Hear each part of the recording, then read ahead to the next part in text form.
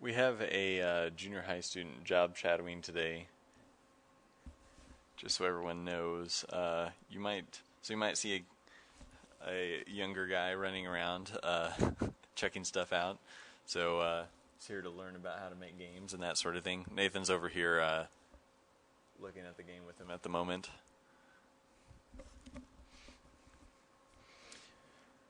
Uh, Visay had a question about storing weapons if you beat the game or something like that.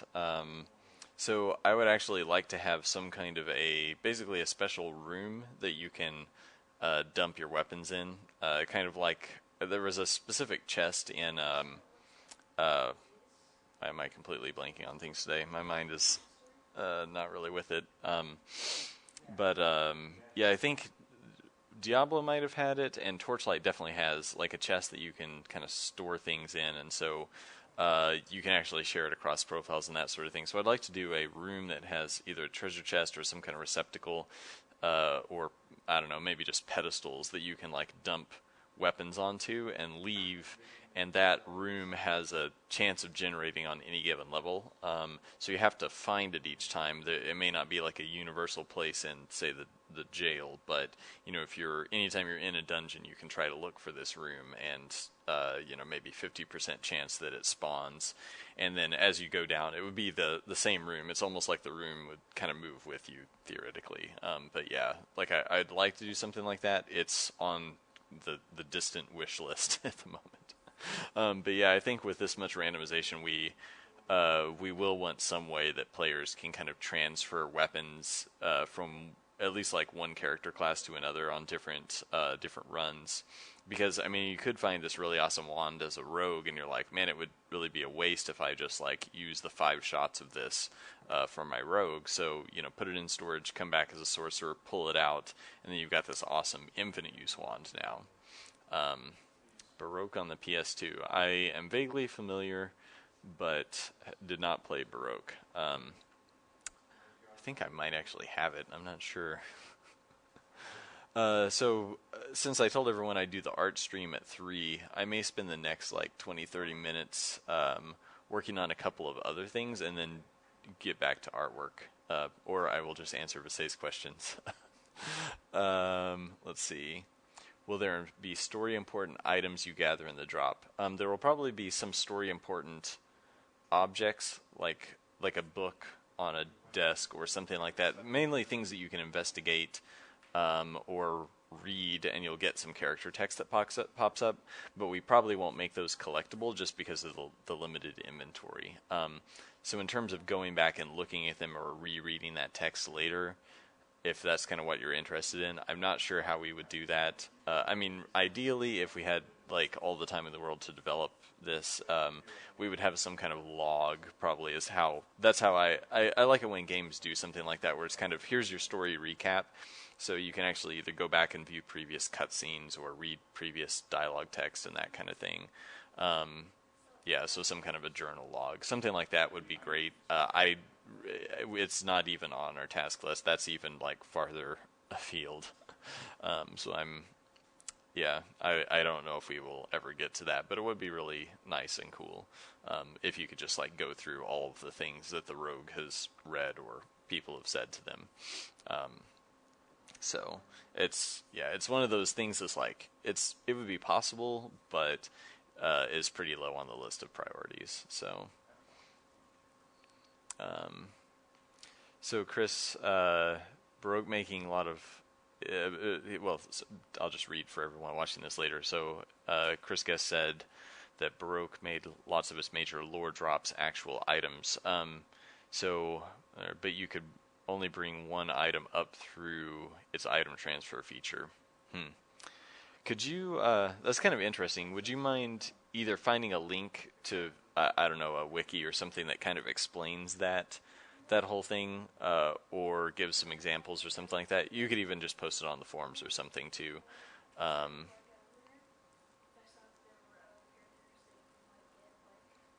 Yeah, so if you had limited items in Baroque, but you needed to bring them up somehow. Yeah.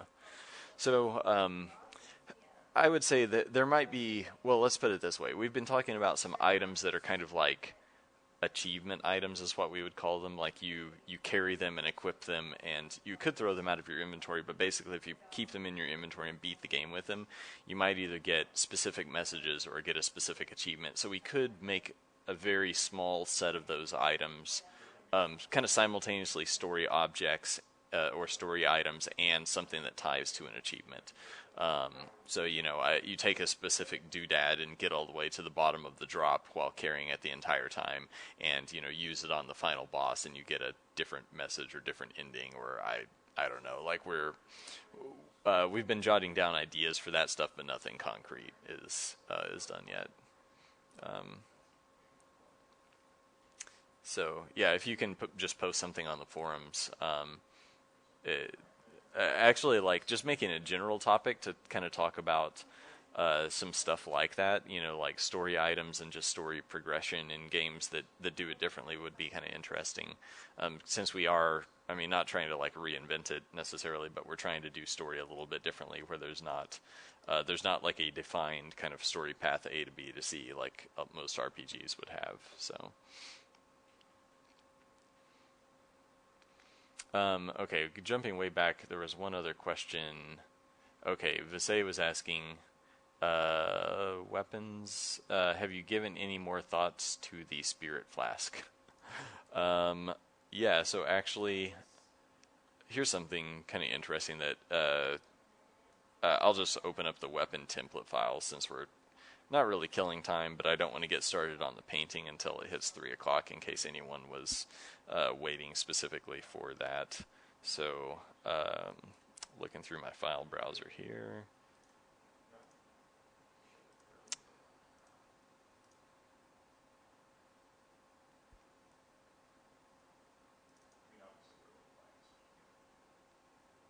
Yeah, okay. So, I made a rather special weapon type called the, well, basically it's just going to be called the bottle generically, but it could be a Merc Vial, which would be the Mercromancer weapon, if and when we ever were able to do the Mercromancer. And then we're going to have these like spirit flasks potentially for the sorcerer. So the sorcerer may still be able to use wands. I'm toying with the idea of making Spirit Flask the one weapon he can use, like, for perpetual uses, and making wands, like, basically he gets a bonus for wands, it can use them quite a few times, but they still eventually run out, just because they're, pretty powerful. And so I'm considering making wands, basically, like, there won't be a class in this game that is, like, wands are their absolute primary. So it's possible. We'll see. I don't want to like turn every single thing on its head, but that is something I'm thinking about. So here's the thing put together. We have to have these different versions because when we export, positional data is important for how it gets pulled into Spine for animation. But yeah, this would be an example flask. I guess I don't have the version in here anymore when he's using it, but you can kind of get the idea if I transform this. Yeah, well, everything's locked. Hang on one second. Okay, so you would like swing it forward, and this little stopper would pop off, bloop, and shoot some kind of thing out of it. And this is all set up to use parts for randomization. So you've got the grip here, which disappears when the character's holding it, so it kind of fits over the character's hand, which is this green blob back here. I know I've got a bunch of layers, so it's kind of hard to see what's going on.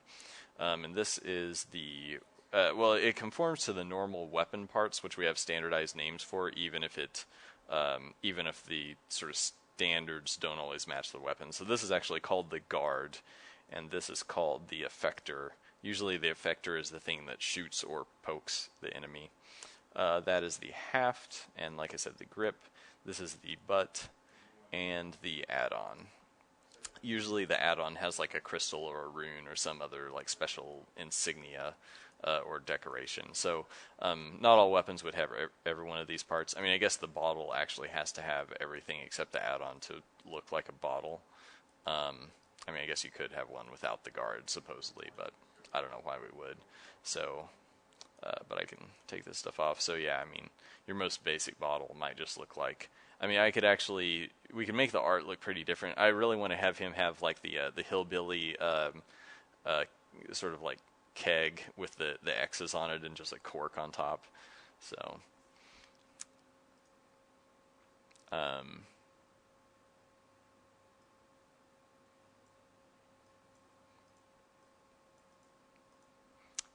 yes, like one of those kind of pottery jugs. So I thought it'd be fun to do some different types like that. So I don't know that there's anything else interesting to show on the flasks right now. See if there are any other weapon types that might be kind of cool to look at, though. I'll probably have Kurt do another stream soon to kind of show off some of this stuff that we're adding, because we're right on the cusp of having, um, well, all of the weapon skeletons working. I won't say all the weapon types, but basically we boiled them down to like 10 universal skeletons. So there's a like a bow skeleton that works for bows and crossbows and anything that functions that way. And then there's what we call haft scale, which is anything that has a long haft, like an axe or a mace. Let's see. I'll just open whip. So the whip also works for flails. It's got, let's see, turn on the right thing here. Well, apparently this doesn't have one that's constructed. Basically, you'd have a tip and then this chain that is just repeating, and it would, have segments that are duplicated like this to make it curve. And then you'd have the head of it, or it might just be like a little lash or something for a whip that attaches on the end. So that's basically how a whip would be constructed. Again, I'll let Kurt kind of talk through a bit more of this at some point later.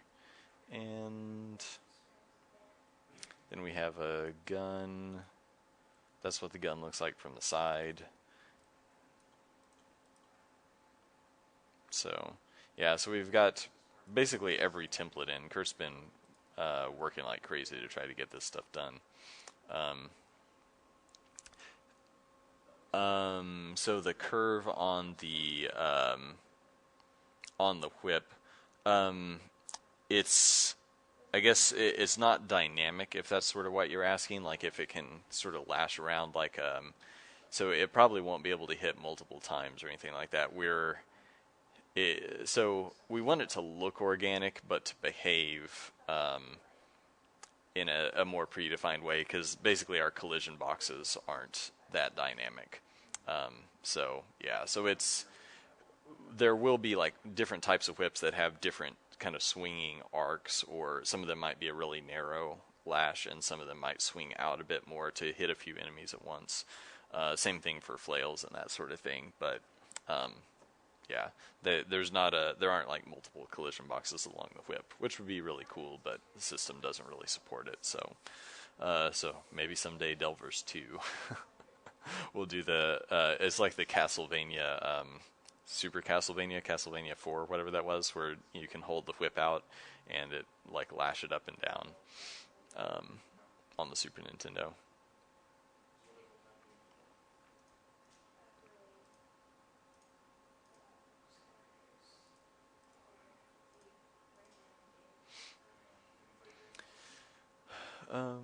Yeah.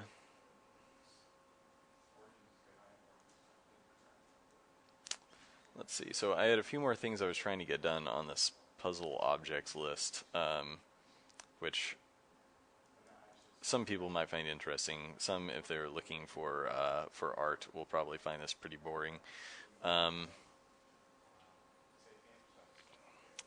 But basically, I'm trying to desperately finalize the full list of all kind of objects and interactables that are besides enemies and turrets and things like that, trying to basically like get every single switch and barricade and such spelled out, because we need to try to finalize this universal sheet that we pull from to drop objects in each zone. So I'd like to get that planned out for all zones. We might add a little or leave a little empty space for extra stuff that we might add as we go along. Like if we come up with some special thing for zone 8, we'll leave a little space for that. But otherwise, I'd like to try to pretty much get it nailed down. So this was my original list with a bunch of kind of messy ideas and some stuff that I cut out. But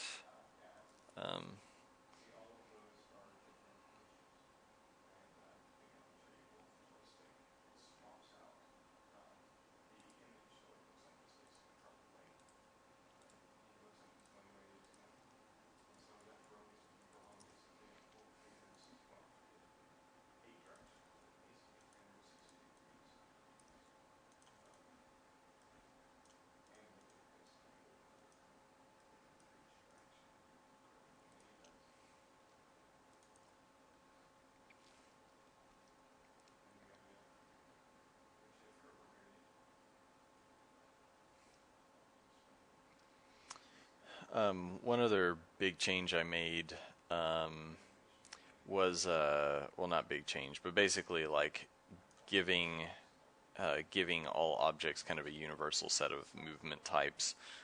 So we've got like immovable things with a round collision box, which is actually going to be very few things. Things that are limited to 4 or 8 directional movement input, so they could actually move at an angle if force is applied from 2 angles, but it makes it much easier to push something in a straight line if it's sort of limited. So cylinders can only move in 2 directions. Spheres can move in any direction, and kind of once they get rolling, they'll keep going.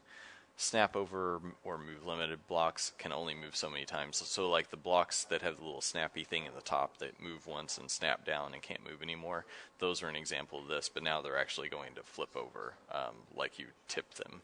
So that it'll look much more natural, and then we can have things that you can flip multiple times in the cardinal directions. Then we have elastics and accelerators, things that if touched either knock you back or get knocked back very, very quickly. Spinning, which are things that would spin like a top and behave kind of abnormally because of that rotation. So if you strike them, they might spin off to the side. And anti-gravity, which is obvious. So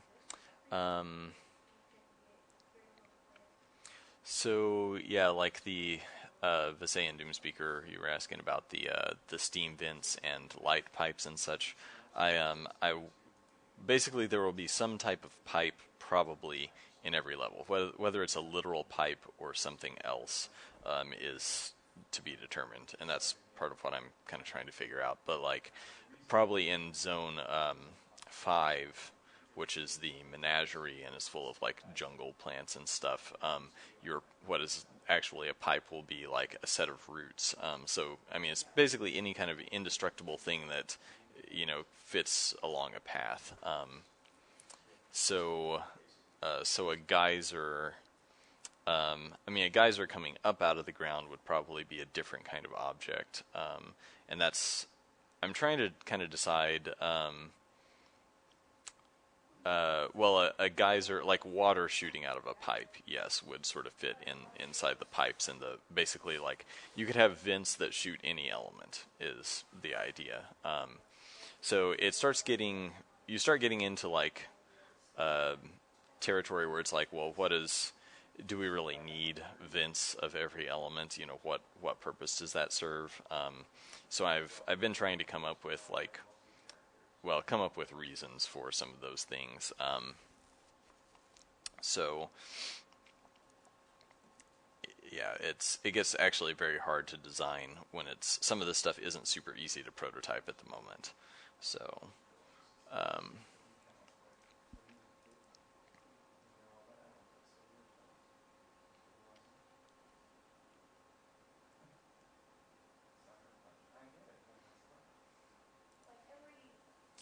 Because, yeah, okay, so I had magic vents, which would basically be like, this would be like a geyser coming up out of the floor, so it's, water shooting up. Um, so unfortunately, some of the things that you would kind of expect, like freezing this vent of water so it turns into a pillar of ice, is actually going to be harder for us to do because it doesn't fit into the current system. So I've got to also be careful to make sure that basically Kobe doesn't have to write a whole lot of custom junk for these. But as long as we don't do a lot of custom stuff and have a manageable number of just art assets, we could actually do quite a few different kind of elemental vents or barriers or blocks and so on.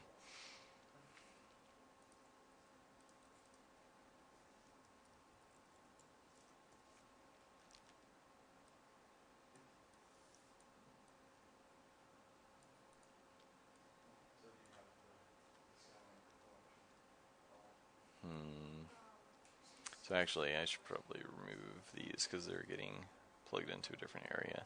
But I do need to add some kind of a power pillar up here.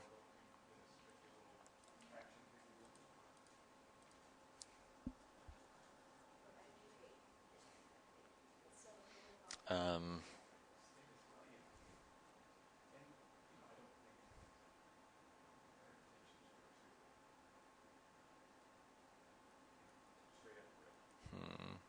I mean, we really need like elemental power sources. So I don't know if those should be the same thing as a receptacle.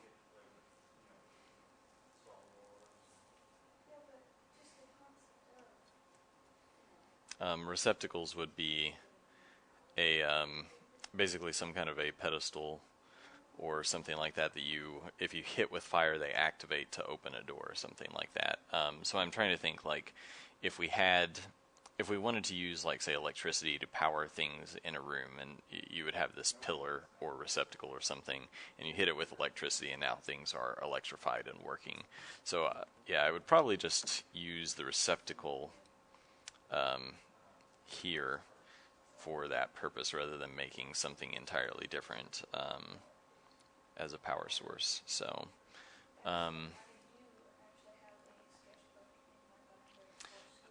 yeah, bridges and platforms would be ways to cross a gap or a pit. So some of those are kind of on the wish list of Kobe to-dos.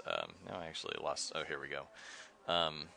Yeah, I should move these down because they're less likely to occur than some other things. So we'll move them down here.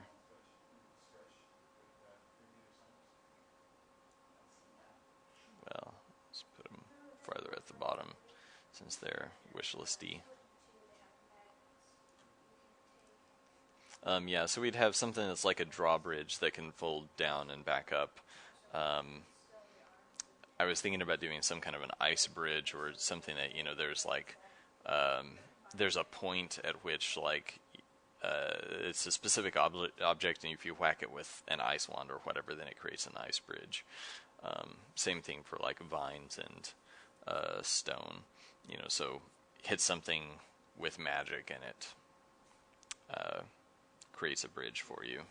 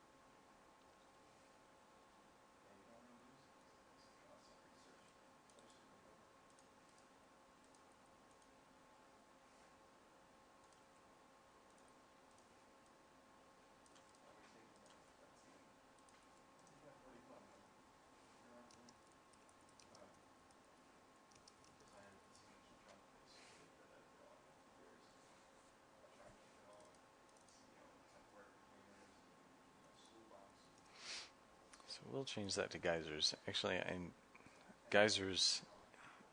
Geyser is one of those weird words that I'm always like, how is that spelled? Yeah, okay, so I got it right. It's got that weird E in there.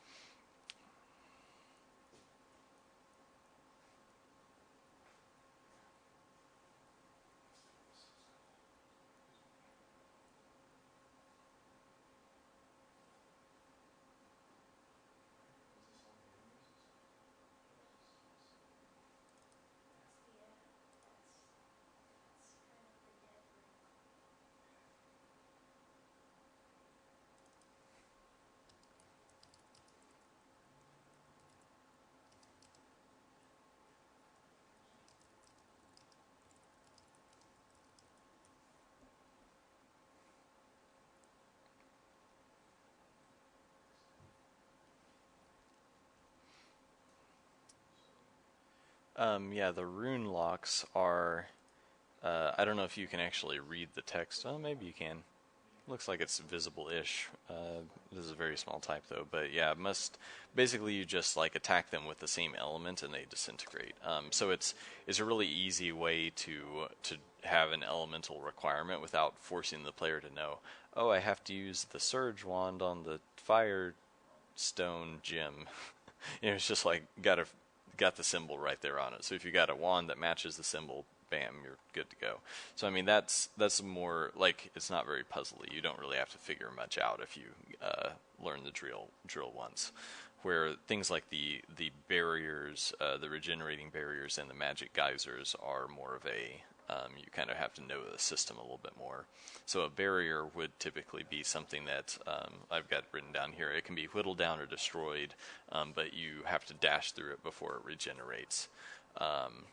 So there might be a way to like permanently destroy them, but you have to use a pretty powerful kind of magical wand type thing.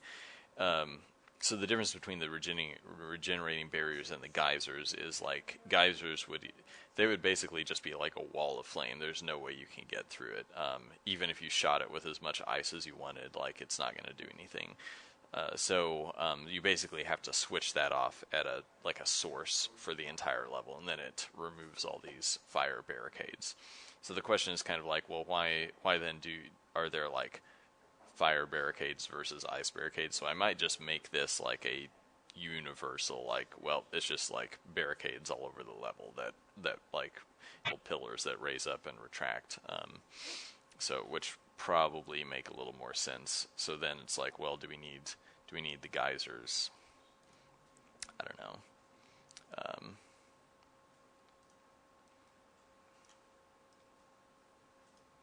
So I might just make geysers.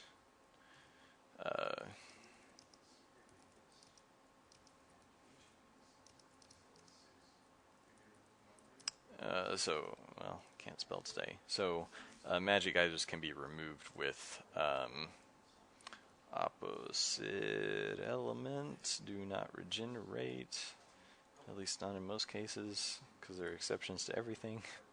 Regenerating barriers are like, they would be literal objects.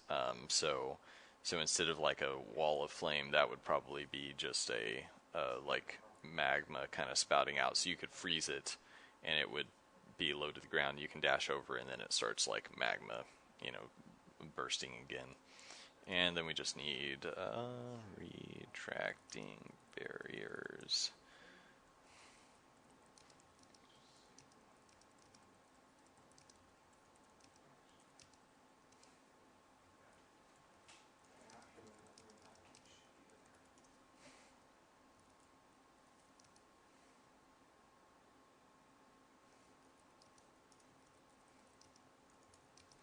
Okay.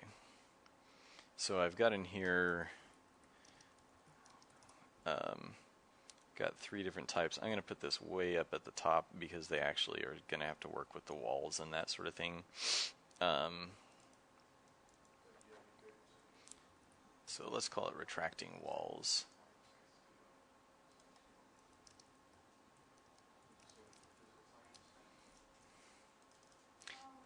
So these walls are indestructible, but you can lower all of them by flipping a switch somewhere in the zone. So it's basically like an easy way to make a progress blocker that you don't have to have a specific weapon or something to get through. You just have to find the switch. So that's kind of the easiest layer of progression blocker that we'll have probably.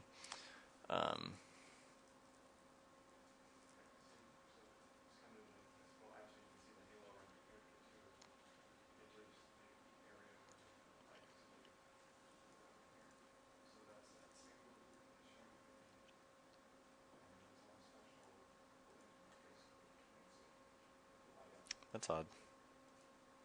Who's deleting my cells? I do not know. I think sometimes Google Doc gets out of sync pretty bad.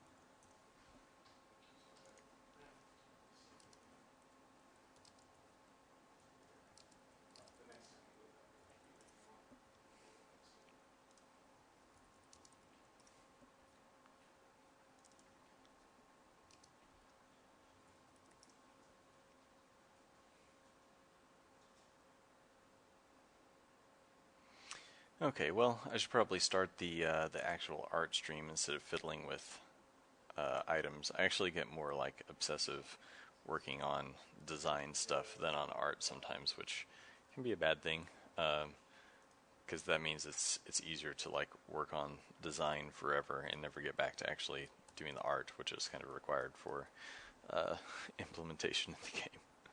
But I guess the design's required too, so.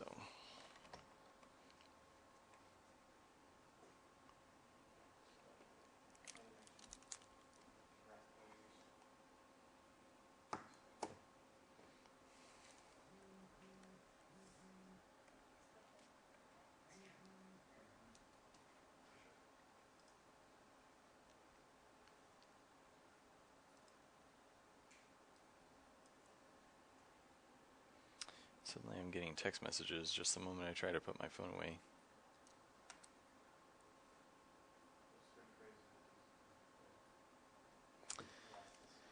Okay. Trying to remember where I was at 2 o'clock last night. Okay, threw some extra highlights all over the place, kind of, sort of. Yeah, so things are getting a little better. Probably want to go through and clean this up in a few places. I was getting kind of sloppy.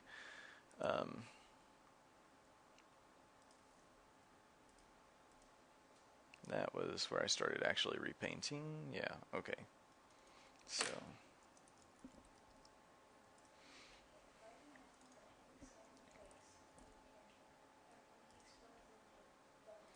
I'm going to start naming my layers. Drives everybody nuts when they work in my files. Sometimes drives me nuts because well, layers uses change on the fly sometimes. Probably a bad habit. And I'm actually going to need to define a new brush because I was working with one at home and I don't think I have it saved or set up here at all.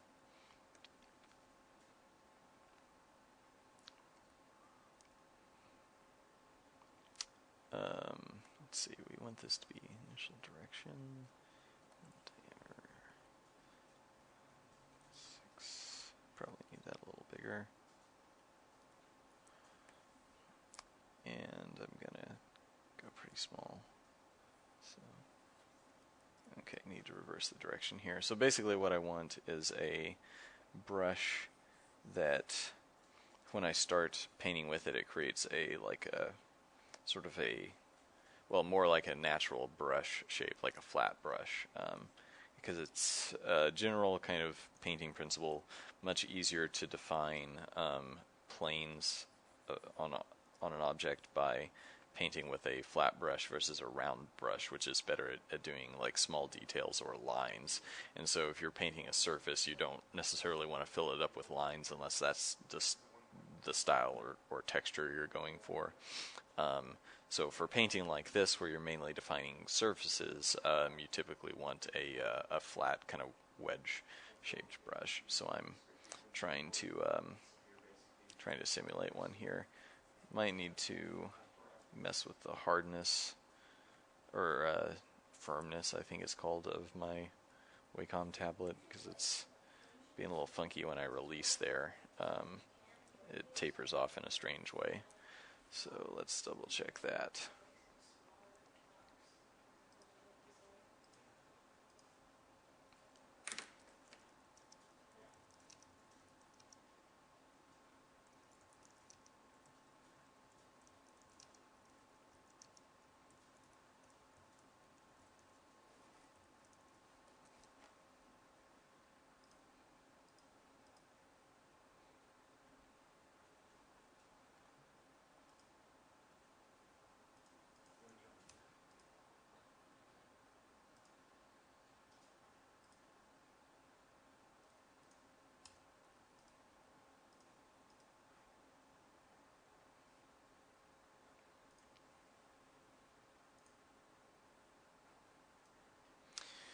So, well, firmness is all the way up. Maybe I should turn that down a little bit. Let's go back here and try that again. Yeah, it's doing that a little less. I think it's just the way I was pressing maybe, but that does feel slightly better. Transfer. Actually, let's turn the minimum up a little bit. Yeah, I'll probably turn it back down actually. I think that's going to be a little insensitive, however I should word that. And let's make a new brush preset because I think that's good to go. Now I just need to put my paintbrush on that as well.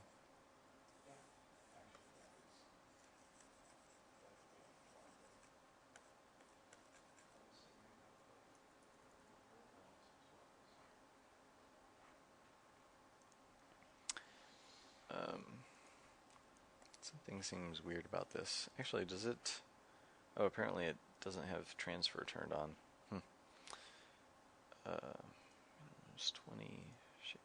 Make sure this is all set correctly. So the minimum diameter reset too. Oh, that's because I did it out of the wrong palette. That's right. So I'm gonna create the preset there and switch. Well, now those are the same things. Let's trash that one. Okay, good to go.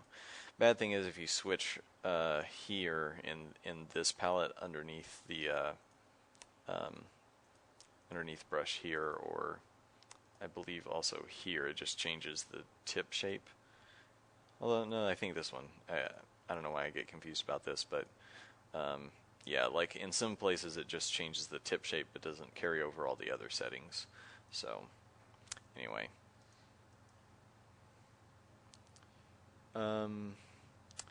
Did Wacom finally make the pressure curve adjustable?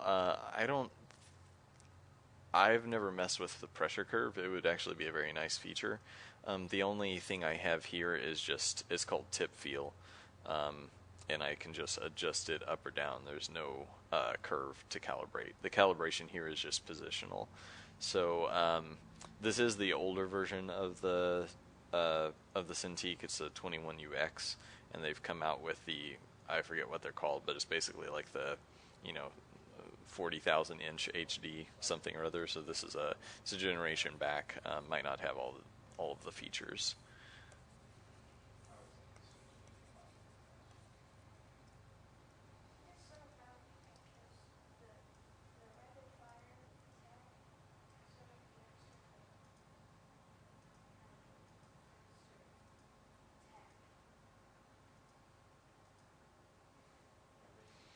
Okay, I was going to clean up a couple of highlights here.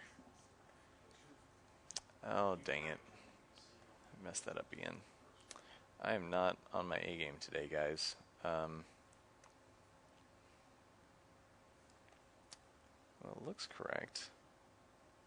But it's not rotating to my heading here. Angle jitter needs to be set to initial direction. And I need to save it again.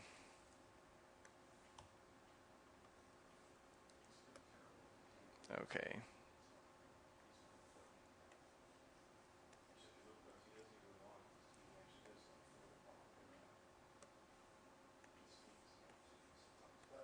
Okay, now it's working correctly. Basically, the problem I was running into was I want it to be wide in the, well, basically to sort of look like I'm using the edge of the brush flat or wider in the direction that I'm dragging it. So I start dragging this way and it paints thick, drag this way and it paints thin. But then I need it to change when I start moving down. So basically the flat of the brush is always kind of facing the direction I want to start dragging, and it wasn't rotating to the heading the way I wanted it to, because I didn't put my settings in right. Okay, that's much better. I'm going to turn this up, see what color I was using. Switch it back to color dodge.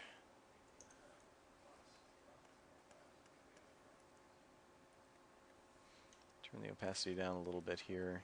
Basically, I want to knock in some of these highlights.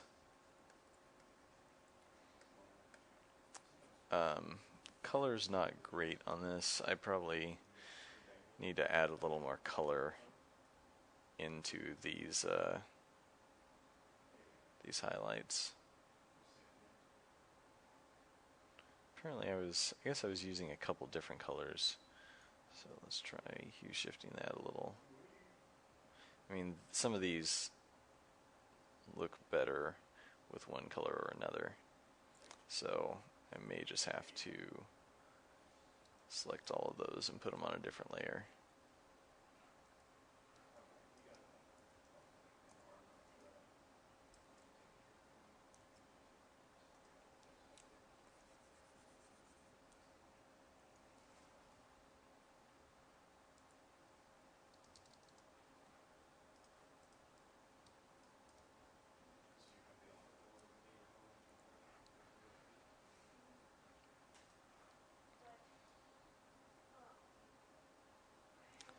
Shift these toward blue a little bit if my computer ever catches up.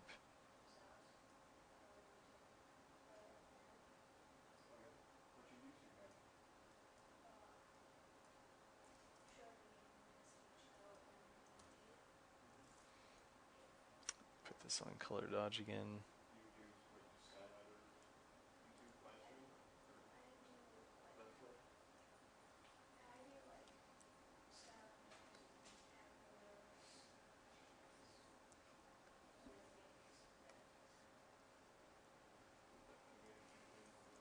Okay, that's pumping a little bit more color into this stuff. So some things is super bright, but you can see like in the shadows that pulls a bit of nice additional color out. Should probably make this even more saturated to pull more color.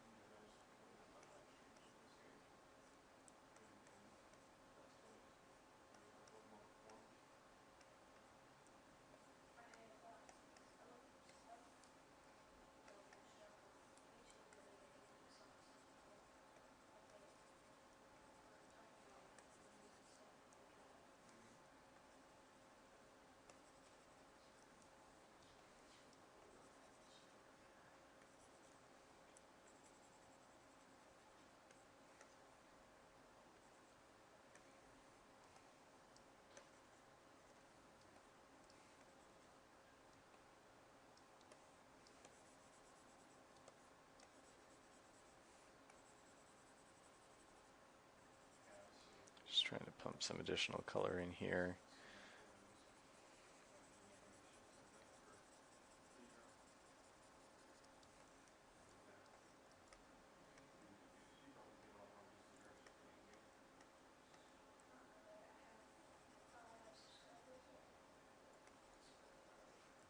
Make this look like a bit of a wall over here.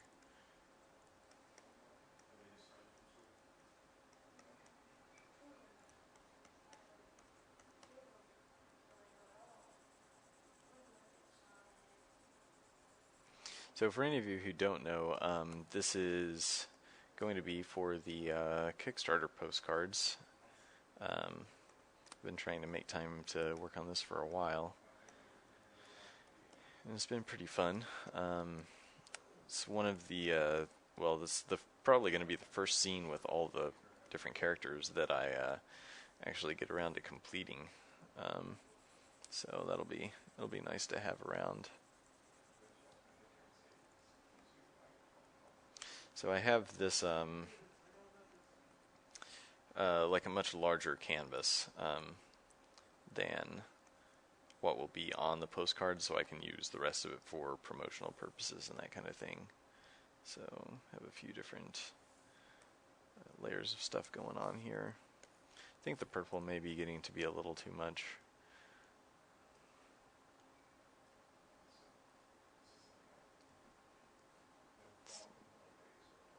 Let's see where I can dial it back a little bit.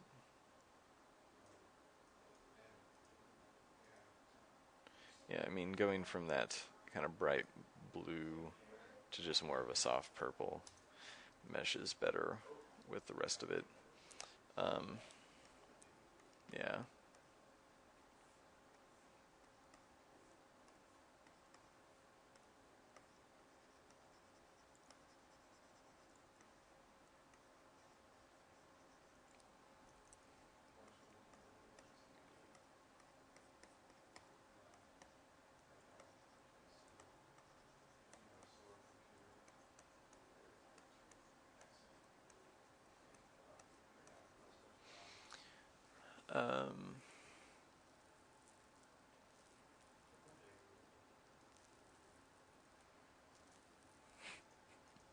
Yep, Sorcerer doesn't give a crap. That's a pretty good explanation.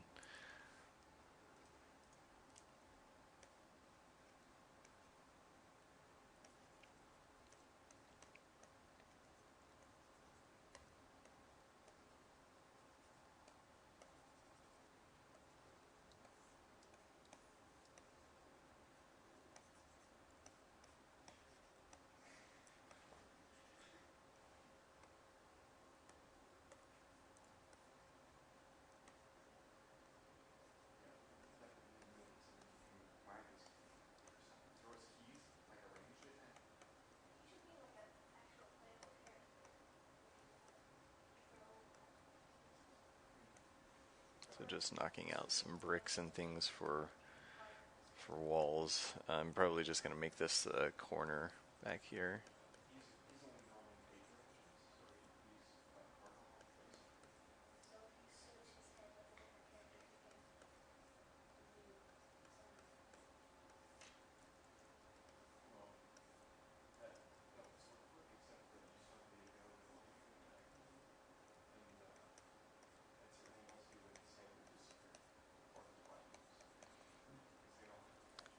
Putting some spikes sticking out from the wall up here.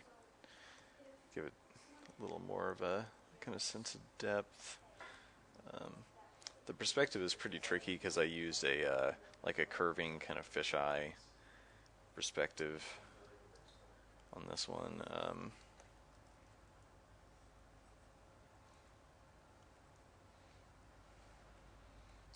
It's always like fun to start with and then rough to actually execute properly. Or at least it was always like that in my drawing classes. I was constantly trying to do some kind of crazy fisheye perspective, and I think the instructors would just laugh at me most of the time.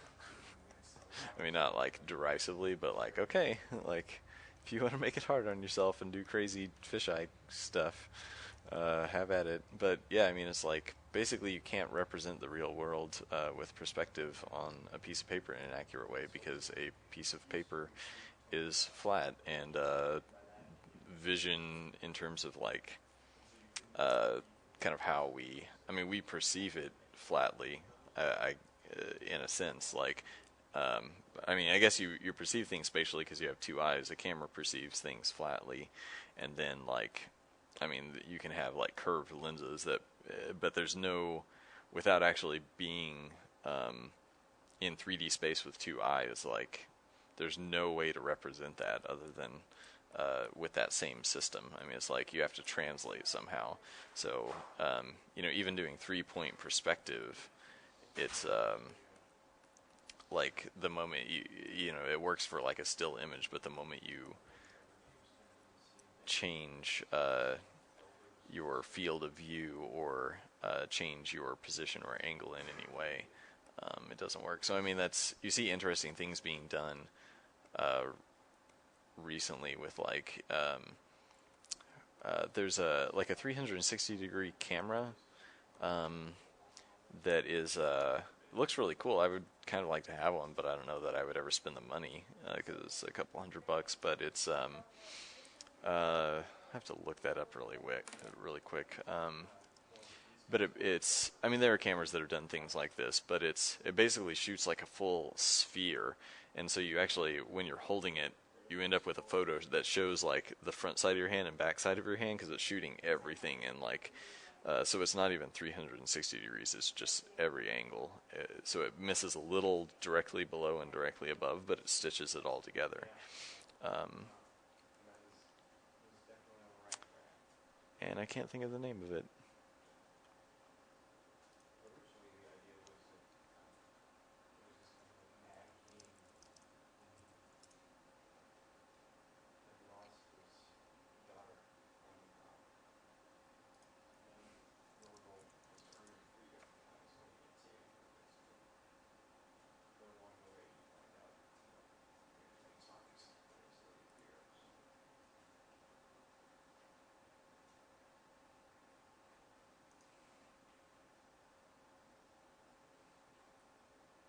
Oh well, you guys probably aren't interested in that.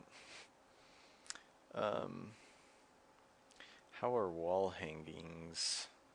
Wall hangings probably on the cutting list, unfortunately.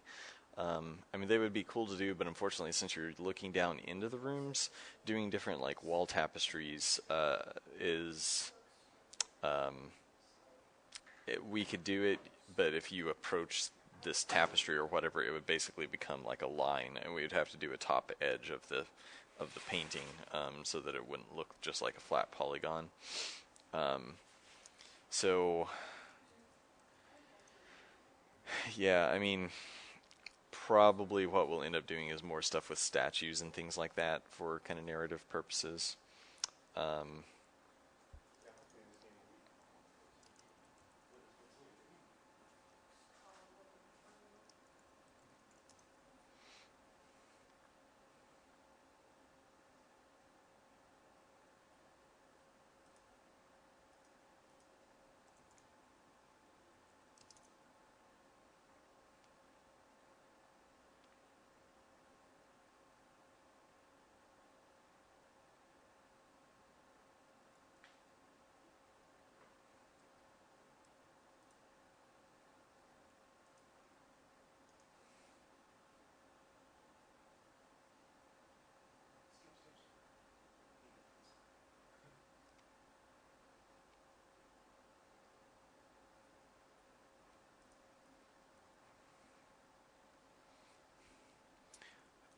weird out of nowhere question. Will Kobe, can we do donut shaped rooms?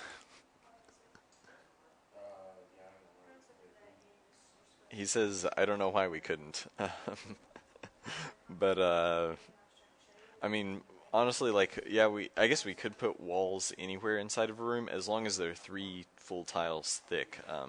Things get screwy if they're not that thick, I think, because pillars would butt up into each other. But other than that, like, we can probably do any shape, but it's bug prone. So, um,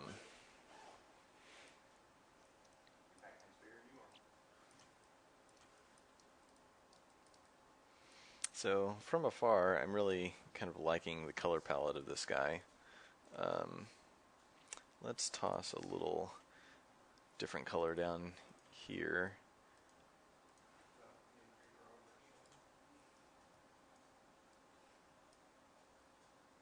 Give it a little something extra.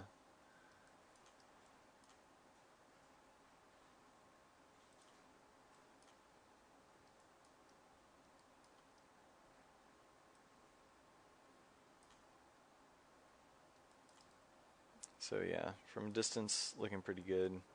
About like how I want it to. Let's see.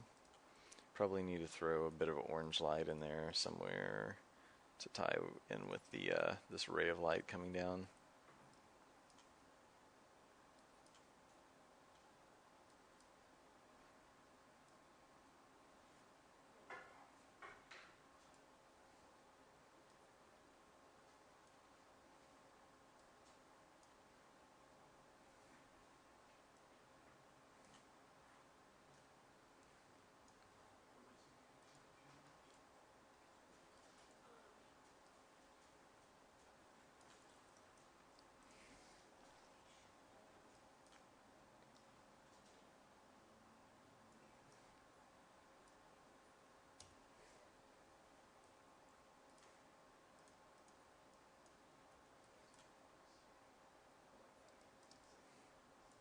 So making it a little rainbowy, but a lot of that's going to get washed out over time as I actually paint stuff. So,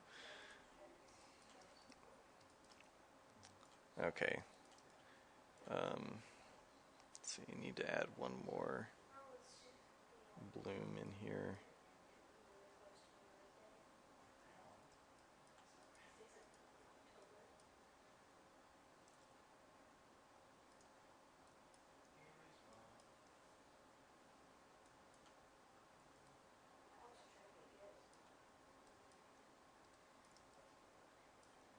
Pop some things out a little bit by just adding gradients while I've got the tool selected here.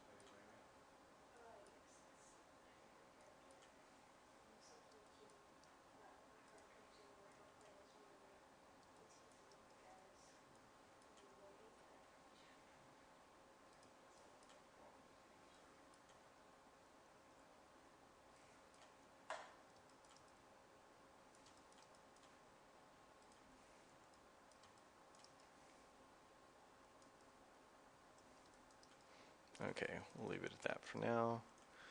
Let's see, turn this up a little bit, warm it up a little bit.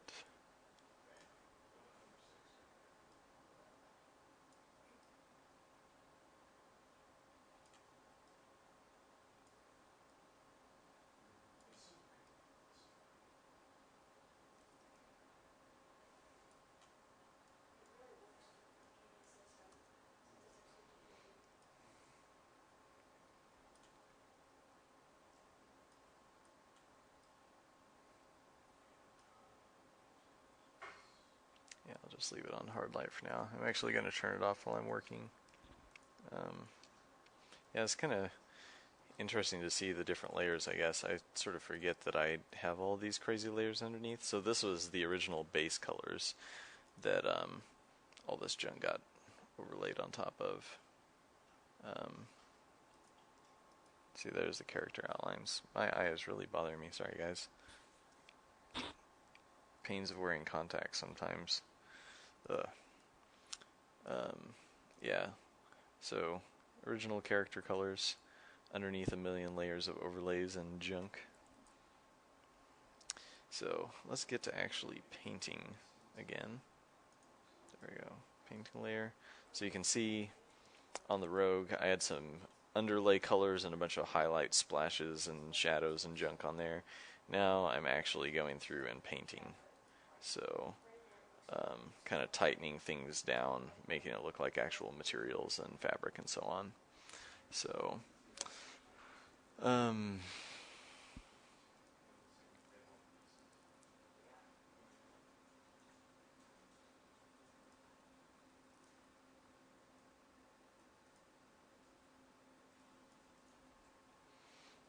sorry, just reading comments for a second there.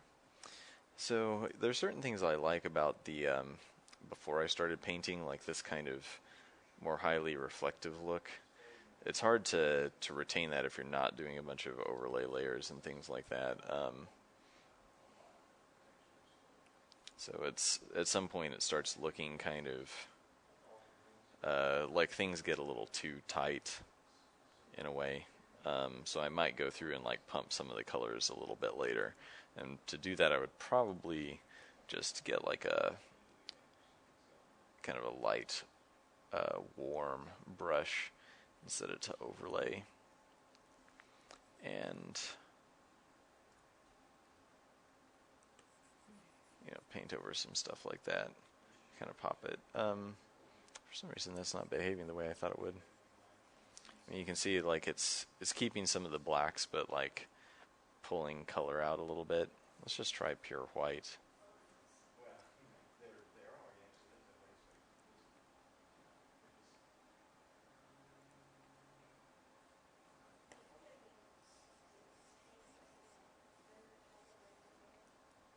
For some reason, this just isn't behaving the way I thought it would, but it might be because I've got gaps in here, probably in a lot of places. Yeah, so so you see the painting itself, which actually this looks pretty cool. Has a lot of holes in it, so you can actually see the underlayer underneath. So that's what that's the stuff that I just painted on top, which would be nice to actually just paint something like this, but it's kind of hard hard at least for me to make my brain work that way and just paint only some things here and there. So I would probably need another just overlay layer if I wanted to do what I was trying to do and basically like pop these things like they're really getting highlit like that, so it oranges up the outlines and that sort of thing. You could do that, really kind of brightens things. So I'm probably going to do some stuff like that as a last step. Like really the whole Rogue could probably pop a little bit more being in the light and all. So if I were a better painter, I would probably be doing that now and like getting things to pop immediately, but I'll probably kind of paint it all a little bit uniform and then choose which things to brighten and darken. So painting digitally is I don't know, you have so much flexibility, like you actually lose some skills because you get so used to everything being a certain way. Like you get so used to the flexibility that you don't plan ahead. We've got something weird going on here.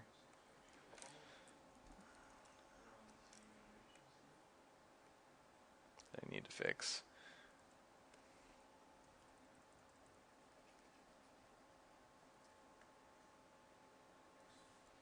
Need to get the face color in here. Why am I still painting on the overlay layer? Jeez. I don't know if it's Photoshop being slow and so I'm not noticing I have the wrong thing selected all the time, because it is definitely running slower being on the stream and all. Or I'm just like losing my mind today. So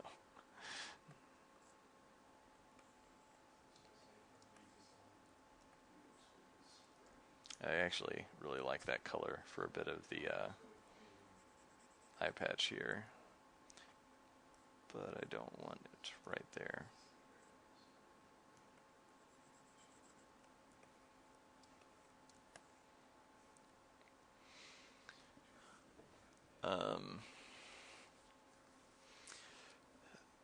So eye patch being up, I was wondering when someone was going to notice. I'll just let you guys think about that. But in the game, it will be as it has been. Her eye patch is down.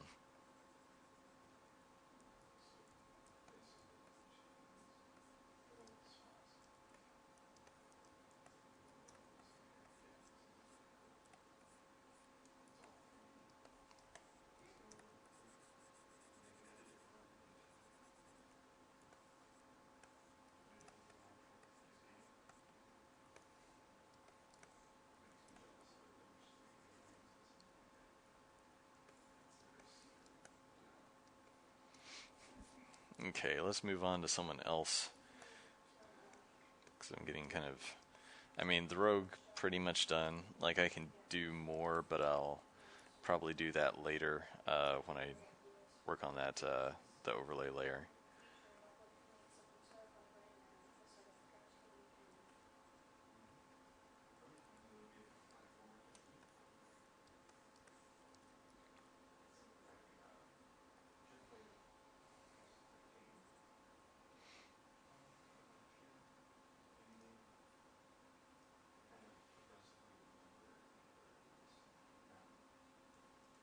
Do the Elementalist. Okay, might as well jump to the Elementalist. Sorry about the connection. I hope it isn't me. Elemental. That's awesome. Just so anyone watching the stream is aware, someone on the forums said that the Elementalist, because he's so sort of tall and big, looks like Arnold Schwarzenegger, um, which I can kind of see it. He's got like this something about his face, like I can kind of see that description, I guess. His colors got really cool somewhere in the process. I think I was messing with something last night. What did I do to him? Made him all cool and purplish. It's probably also... I've got some purple overlay layers just like filling out the purple. So yeah, if I turn this one off, the colors become much more natural to the characters. So, I mean, everybody's kind of bright and poppier with that layer turned off, but things unify a little more when I turn it on. So maybe I just need to erase this a little bit for the Elementalist so his natural colors come out more. You can see, like, probably the colors are just actually kind of bad. I've got so many overlay layers and things that it's hard to know like what's affecting what, and so you just have to basically just paint over it.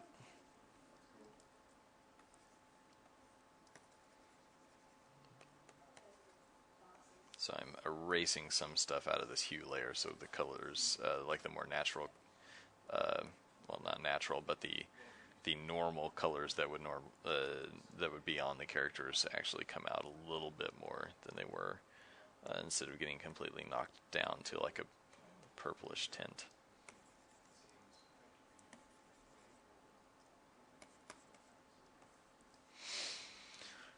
Okay. So let's start working on this guy.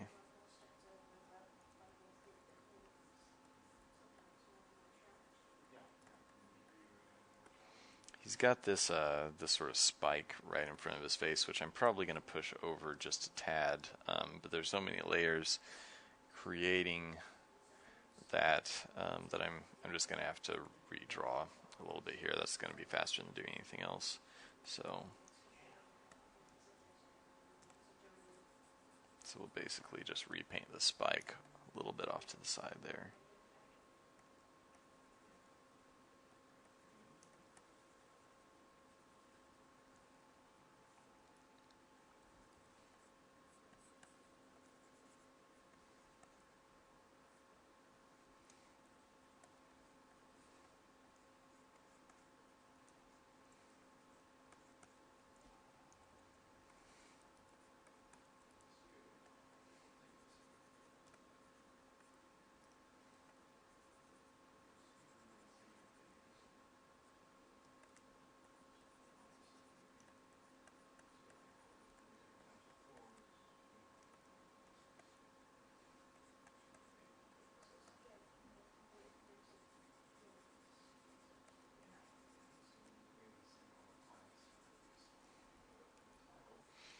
Need to get a little more brown in here. Um, Actually, a lot of people have thought and or still think that the his helmet is made out of stone. I always wanted it to be wood, but I made it this kind of like weird greenish color of wood, so everyone thought it was stone, which I'm kind of okay with. Um,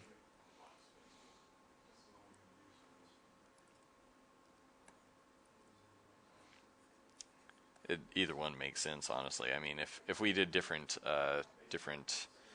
skins for the characters, I'd probably do like a few different helmet types for the elementalists, like some out of stone, some out of wood, some out of like plants or thorns, or you could do all kinds of interesting stuff, really. Um,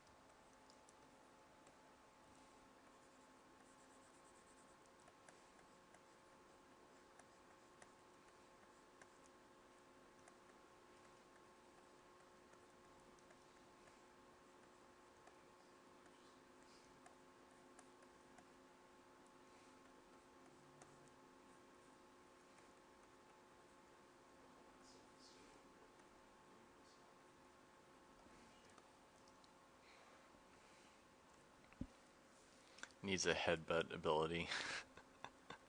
uh, that'd be pretty fun. I don't really want to have to do the extra animations though. Um, so just random headbutts.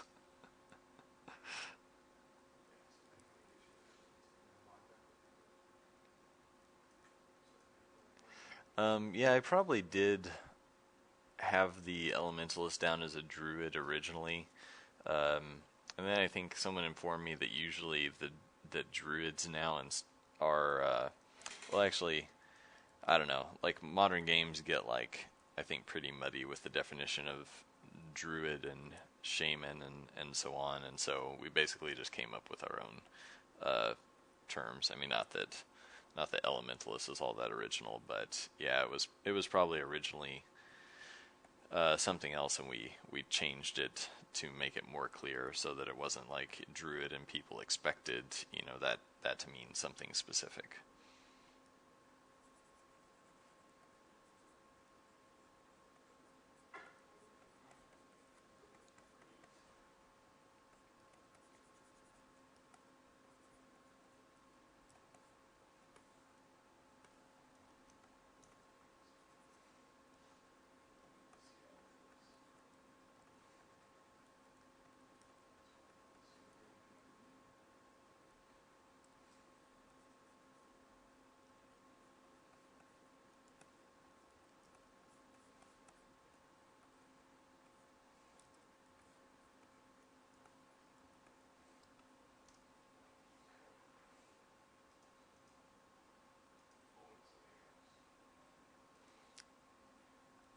Oh yeah. So I'm just looking at a picture that yeah, I forgot he looked like that originally. He was a little more squatty and actually had like more of a little literal tree trunk on his head. Actually, I'll pop this picture open. Um, so if you can see it on the stream, this was just linked back to me. So this is my drawing. It's just a really, really old version of the Elementalist that I practically forgot about.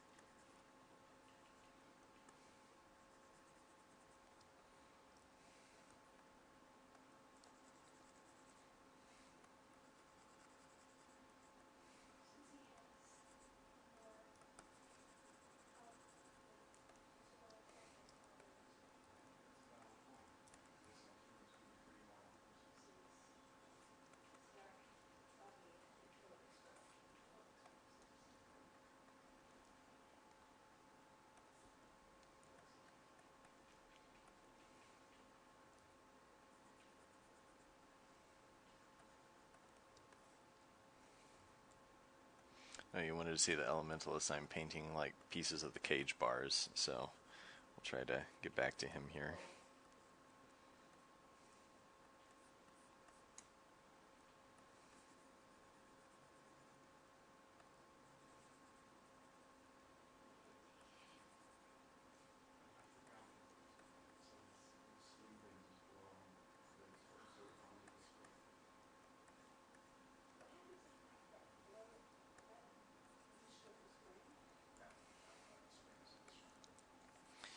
Got a little too much yellow in there. One thing I did with the Delver's Drop palette in general, I mean, we started with the kind of like pink and blue or purple and blue look, and a lot of the, I mean, even just the original version we took to PAX East and everything, like that's, the palette has been like fairly defined the entire time. Probably just because I don't like yellow, like it's my least favorite color. But at least in terms of just like straight up yellow. But obviously you have to use a lot of yellow if you're painting light or anything like that. But yeah, basically the color palette is such that most of the like true yellow or like rich green is sucked out. So like, and the same is true of this painting. Like we have these teal tints and green and things like that, but I'm actually going to have to drop some of the green that's in here and in his body here, tint it down to something that's more of a teal or gray, just because it doesn't really fit, or at least not right there. I mean, you can have some green, but just have to be careful with it and knock it down a little bit so you're controlling the palette.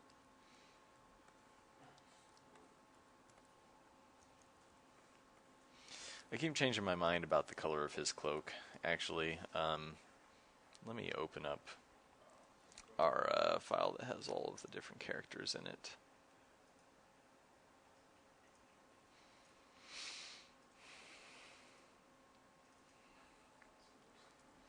Yeah, so, I mean, yeah, the Harlequin does have a lot of green. So his green is more muted. Like I've kind of gone back and forth with like whether I actually want the Harlequin to have that much green and yellow. It is somewhat muted, but I probably will end up muting it a little bit more before we finish. Or you could kind of tealify that a little bit, but anyway. So yeah, like right now he's got this kind of purplish colored, or like rose colored cloak. But I've been thinking about shifting it toward a purple or something. It's too dark.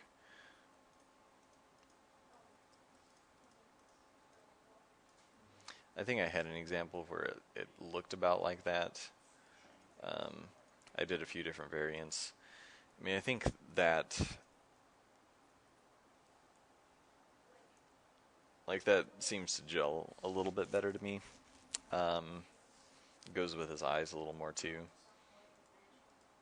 I mean, I might, yeah, I kind of like the belt being that bluish color.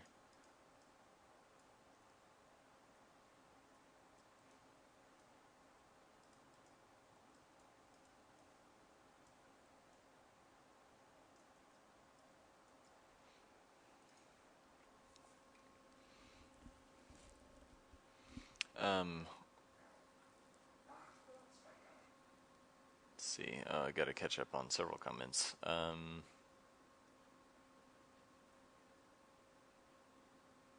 What kind of animal pet does the Beastkeeper wear? Or pelt, maybe? I don't really know. I started turning it into slightly more like rabbit ears here, just to make it a little more, well, maybe not unique, but just less like typical kind of, yeah, I mean, this sort of looks like fox or wolf or dog or bear, I don't know. But making them a little longer, pointing them forward a little more, could be kind of fun to like have them flop around in the game. And it just looks cooler here.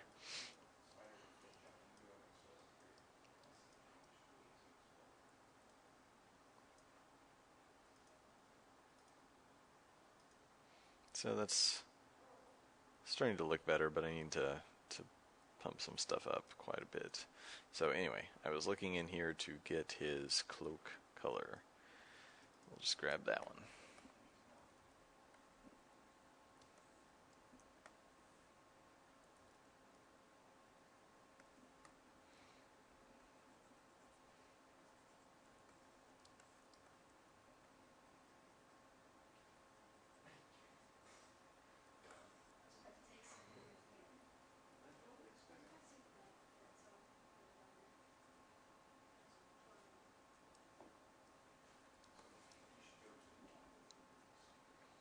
So I'm being very careful while adding some green.